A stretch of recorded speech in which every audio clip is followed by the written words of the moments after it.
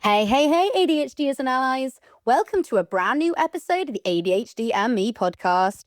I'm your host, ADHD Girl, and we have one heck of an episode for you today. Dr. Gaber Mate's view of ADHD is that it's caused by childhood trauma. But for most, this is a controversial view without much evidence to back it up. Yet if you have ADHD, I can guarantee you will have been through some form of trauma. Not because that's what's caused your ADHD, but because the world can be cruel and alienating to those who are different. On today's episode, I talked to a brave young woman called Rianne who has ADHD, autism, as well as complex post-traumatic stress disorder. She talks about her recent journey of self-discovery with incredible bravery and honesty. Stay tuned.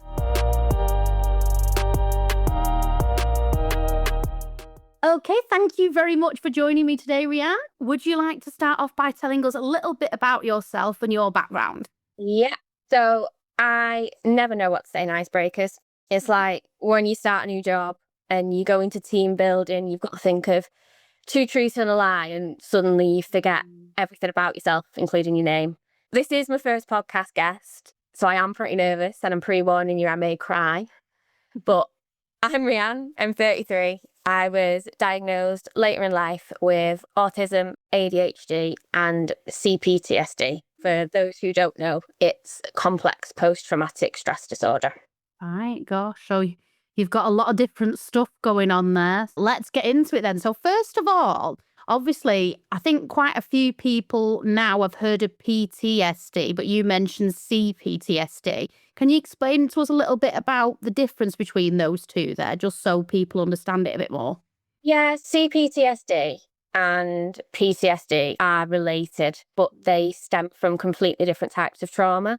Firstly, the main difference is a timeline. PTSD usually comes from a single shocking life event like a car accident, an assault, an injury, natural disaster, whereas CPTSD comes from a chronic, inescapable trauma. It starts often in childhood, lasts throughout life. People tend to describe CPTSD as death by a thousand cuts because an accumulation of a trauma that slowly erodes a person's sense of self. And while both disorders share similar symptoms in terms of flashbacks, hypervigilance, CPTSD carries a much heavier emotional weight. It brings severe emotional dysregulation, constant sense of overwhelm, a deeply distorted self-perception. People with CPTSD often feel like fundamentally broken, worthless, unworthy of love, and it naturally spills into relationships, leading to behaviours like people pleasing, codependency, or the opposite end of the spectrum of total isolation. It can manifest into physical symptoms such as body dysmorphia, eating disorders, and it does amplify neurodivergent traits. So essentially, CPTSD physically rewires the brain. It forces the brain into a chronic 24/7 state of survival. I could easily spend the whole episode diving into the science, the structural changes, which parts of the brain shrink and enlarge, become hyperactive. But the bottom line, I suppose, is that CPTSD alters the biology, not just your thoughts. Wow. So some of the things you mentioned as part of the CPTSD, the overwhelm, the emotional dysregulation, they already come with ADHD. So for you, I'm guessing it must be like a double whammy in that respect. I mean, how do you think those two interplay together? It's difficult to say Mm. because it impacts absolutely every corner of my life.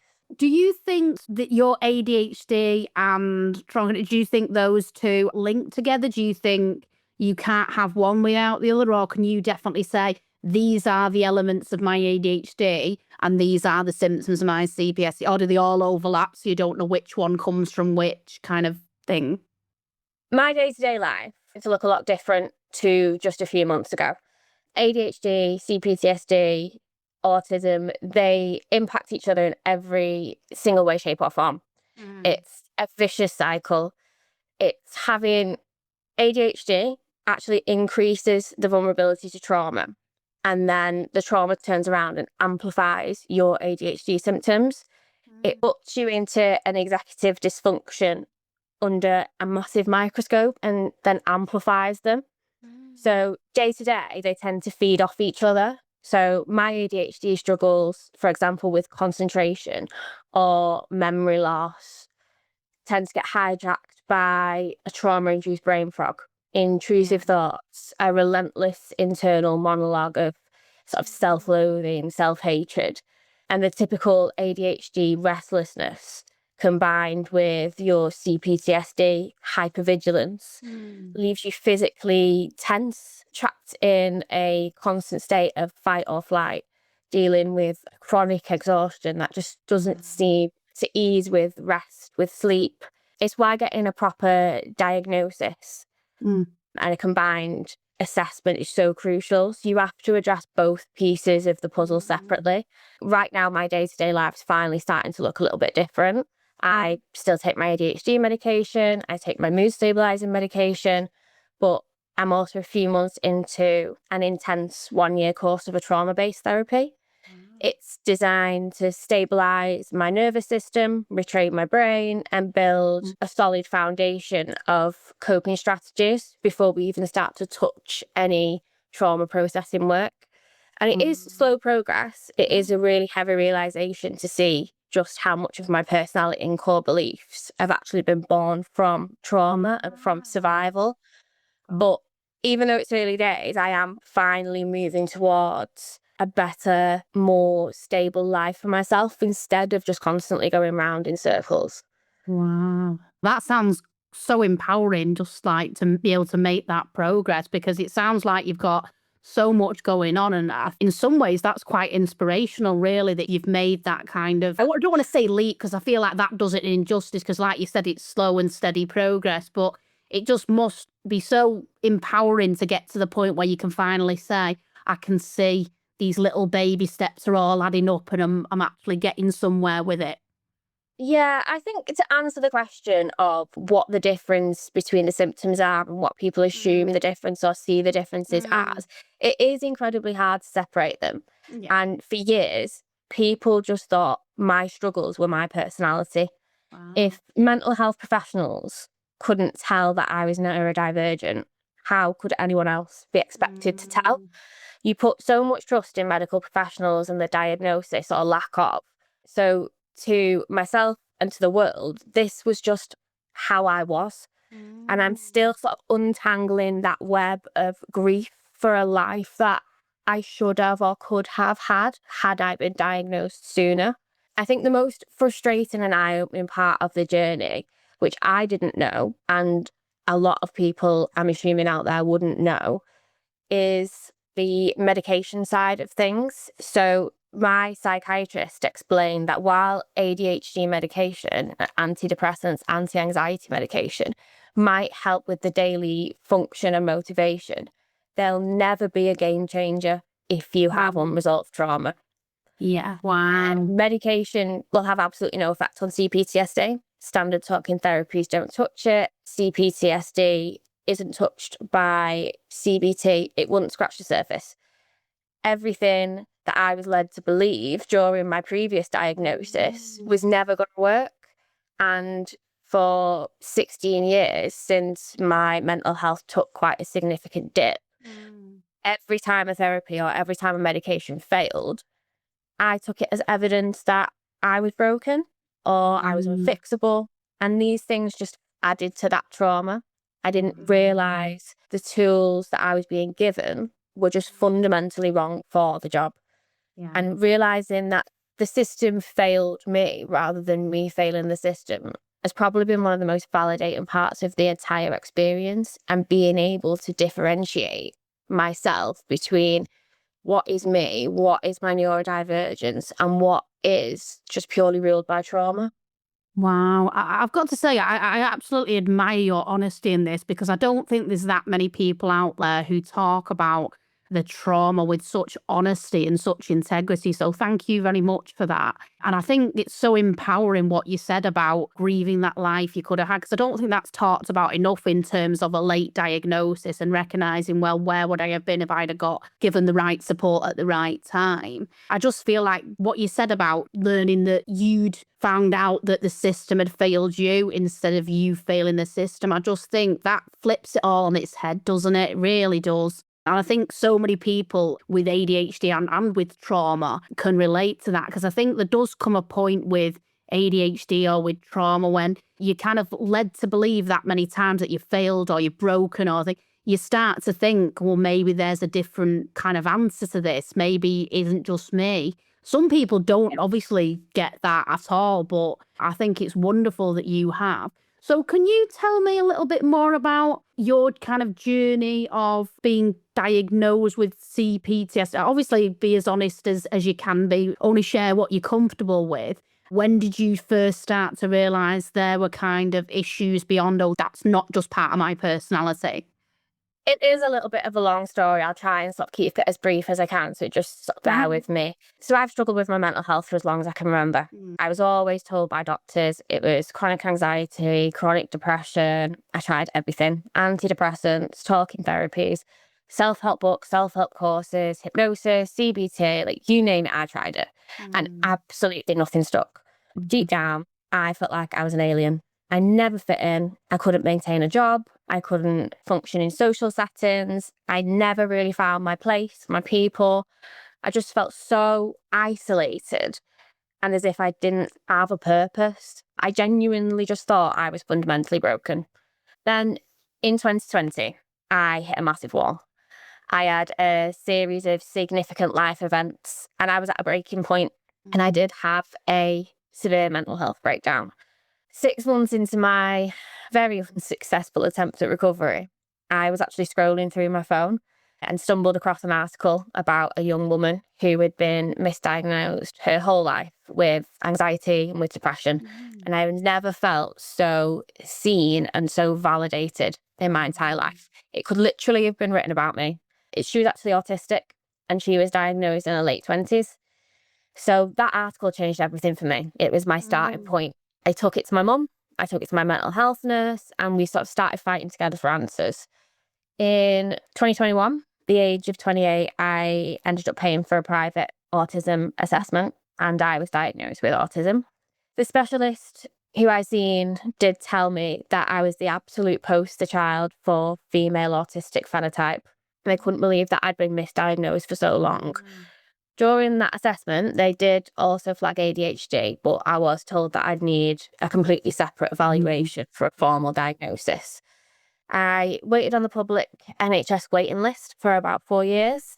And finally, after another very serious mental health crisis in March of last year, I couldn't wait any longer. I paid privately again and was officially diagnosed with a combination type of ADHD, so even inactive ADHD. After that diagnosis, I went into medication titration, and I was so unbelievably hopeful that I finally get myself on the right track. I was going to recover. I was going to be okay. I knew what was wrong with me, if you can say. And I was desperately praying for that, that aha moment where people always talk about the world goes quiet. You can hear the birds sing, you can hear the trees blowing in the breeze, and you finally got that mute button for your brain. But it never came. We switched doses, tried combinations, we switched back, but the constant noise and inner chaos just never went. And I realised the medication just couldn't quiet my brain.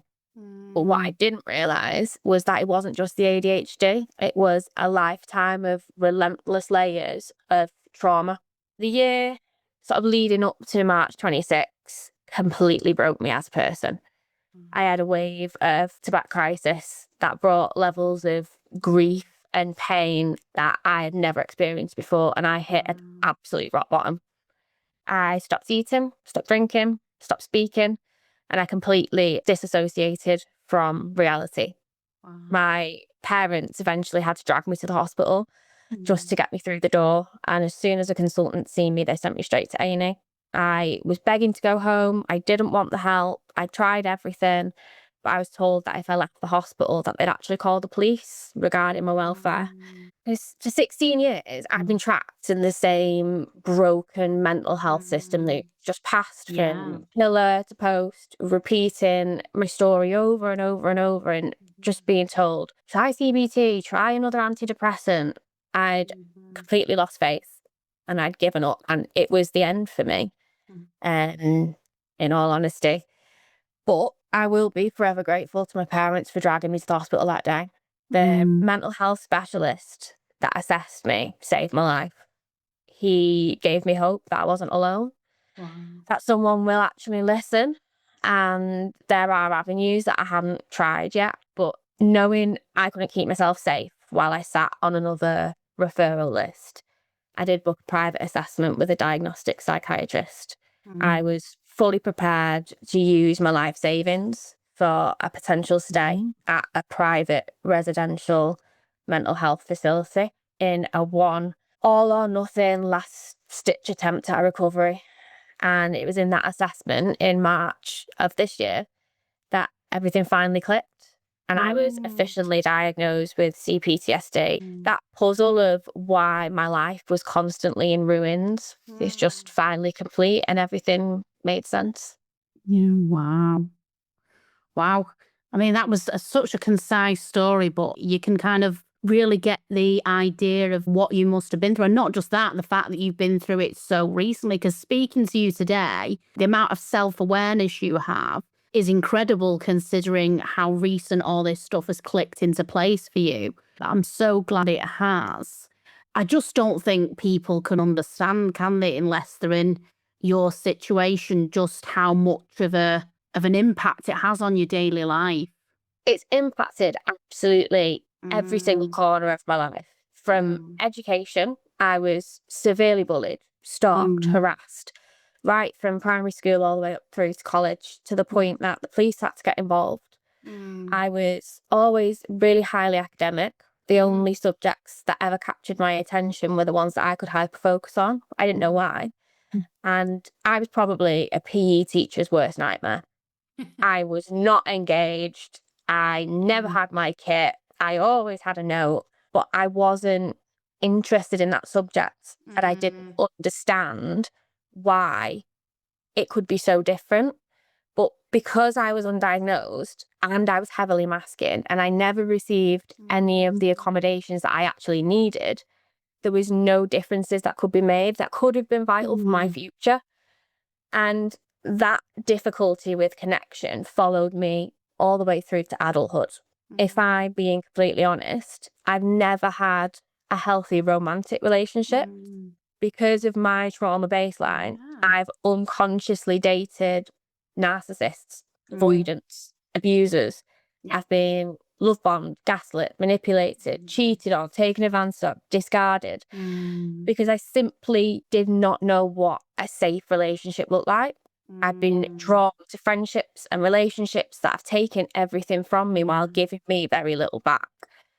And career-wise, it's been a total roller coaster. I've gone from flying all over the world, winning awards, running a multi-million-pound business, to being completely unemployed, completely broke, unable to leave the house with crippling anxiety. I can climb a career ladder incredibly fast, but can I maintain it? Absolutely not. I've owned a beauty salon. I've managed a major brand.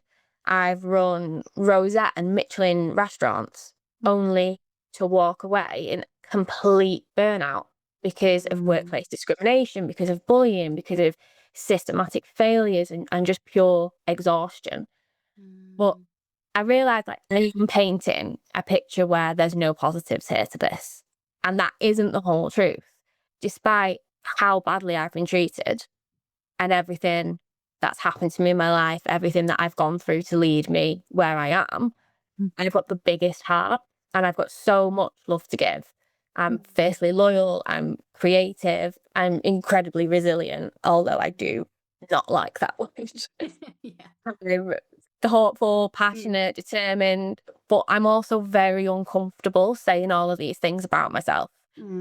I do, however, think it is important to mention the positives, Yeah. because being neurodivergent doesn't just make you vulnerable, it also makes you uniquely yourself. Yeah. And those are the things that I would never want to change about myself, and I hope someone would never want to change about themselves. Yeah. It's interesting what you've just said about that word resilience, because I think I'm the same. I have a very love-hate relationship with that word. If you'd asked me about 5 years ago, I would have been like, oh yeah, I'm really resilient, very proud of the fact I'm resilient. And then about a month ago, or probably a bit longer now, I realised that the reason I'd been so resilient is because, like you, I'd masked quite heavily. And I think this is a very common thing with high functioning ADHD women, where because we kind of can reach that height because we mask, it's almost like, oh, they're fine because they can reach that level. But as you were just saying, the amount it takes to maintain that level is just not sustainable at all. I mean, there's pros and cons to every word. There's positive and negative to every word. Resilience can be great. It means you don't get put down for too long. You can get back up. You can keep on going. You can stare adversity in the face and not be knocked down for too long. But, or should I say, because they can coexist. The fact that you have to be described as resilient means you have gone through or been exposed to so many different things that have had a negative, detrimental effect, to the point where you've had to get yourself back up. You've had to keep going. You've had to change the way you're seeing the world, behaving, reacting, to be able to keep functioning. So people say the word, oh, you're so resilient, as a compliment, because to them, they're meaning you're so brave, you don't let things keep you down, you keep on going. But what is the other choice after resilience? You're either resilient and you keep on going, or you give up. So depending on the context that the word is used in, like, it can be a compliment sometimes. You can be told that you're brave and you're strong and you don't give up. But I feel like determined is a much sort of nicer word than resilient, where resilient is no matter how much rubbish has been thrown at you, you can keep going. It's like a survival instinct, really, isn't it? It's like a survival strategy. It's like somebody commenting, saying, oh, well done, you're alive. And it's like, well, what's the alternative? Exactly. Well done. You have survived all of your worst days. You have gone through so much trauma, but you're still here. Yes, that's a great achievement. Is it a compliment? I suppose it's up to you to interpret. Yeah, exactly. One thing I wanted to ask you, because I don't know if you've heard of Dr. Gaber Mate, because he has some pretty interesting views on ADHD. They are kind of controversial because a lot of people agree with him, a lot of people don't. It kind of splits the debate, really. So he, interestingly enough, states that ADHD in itself stems from trauma, as opposed to being hereditary or anything like that. Interestingly enough, his own son actually has been diagnosed with ADHD. So that's a little bit of a conundrum in itself. What would you say? Do you think that could potentially be the case, or do you think it's separate? I mean, obviously, I know you're not an expert, and I'm not asking you to give a definitive answer. I'm just wondering what your opinion is on this. I don't claim to be a medical expert. I don't claim to be an expert on ADHD, autism, trauma. They're all, on the grand scheme of things, even though I've had them my whole life, relatively new revelations to me in my own life. I only have my own lived experience and the experience of the people around me to go by. To be completely honest, I wasn't overly aware of his views until more recently. And I quickly realised that looking too deep into his work would serve absolutely no benefit into my recovery. I knew it would end up with me down an angry ADHD rabbit hole at 3 o'clock in the morning, getting myself worked up, getting myself angry, and feeling personally attacked by a man I've never met's views. I could easily get on a soapbox about what I did read, but again, this episode is not long enough. So to answer the question directly, I fundamentally disagree with his views. My neurodivergence existed long before my trauma. My trauma didn't cause my ADHD. It just intensified the traits. It clouded and confused him so much that getting an accurate diagnosis became almost impossible, which then made navigating the medical system a trauma in itself. Yeah. And I'll just leave it at that, because I think you've hit the nail on the head. And I think this is the issue with his kind of views on this, is that having ADHD or autism or a neurodivergence in itself is quite traumatic, because we're living in a world that's built from a neurotypical perspective, and we're having to constantly survive a world that's neurotypical. So, of course, that's going to bring some aspects of trauma. If you're lucky and you get the right support early enough, you have a good support network, hopefully that leads to less trauma, but there's always going to be some degree of trauma because we're so different. Yeah. I mean, look, it's a tough one, because when you have to ask, what do people understand about the relationship between CPTSD, the relationship between trauma, the relationship between ADHD, neurodiversity, the whole sort of spectrum, it's assuming that people understand the individual conditions themselves fully first. And from my experience, they don't. Yeah. Awareness is growing, but people's understanding doesn't seem to be. Like, we see employers who claim to be neurodivergent friendly until they're actually faced with a neurodivergent person's needs. I've had people tell me, you don't look autistic. You're too pretty to be autistic. What a shame. Wow. What a waste. Or my personal favourite, everyone has a little bit of ADHD. It's That's great. astounding. You would never look at someone having chemotherapy and stand there and say, you don't look like you've got cancer. You would never dream of saying to a woman who's experiencing sexism, well, everyone's got nipples, so everyone's got a little bit of female.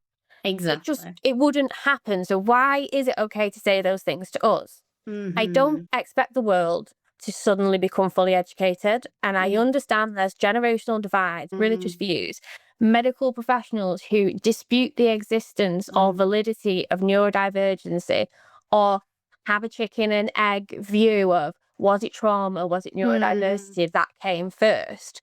But I do wish that in general day-to-day life, people would stop hiding behind ignorance disguised as misunderstanding, and just open their mind to the fact that people are different, people function differently, and there doesn't necessarily have to be an answer of why did it happen or what caused it. There needs to be more of a focus on what can we do to accommodate it. It's here, it's with us.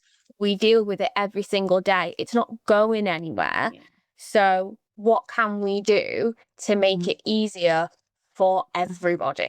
And that's a fantastic point. And on that note, thank you so much for joining me, Ryan. I think you've been inspirational in sharing your kind of journey, and I wish you all the best for the future. Oh, thank you very much.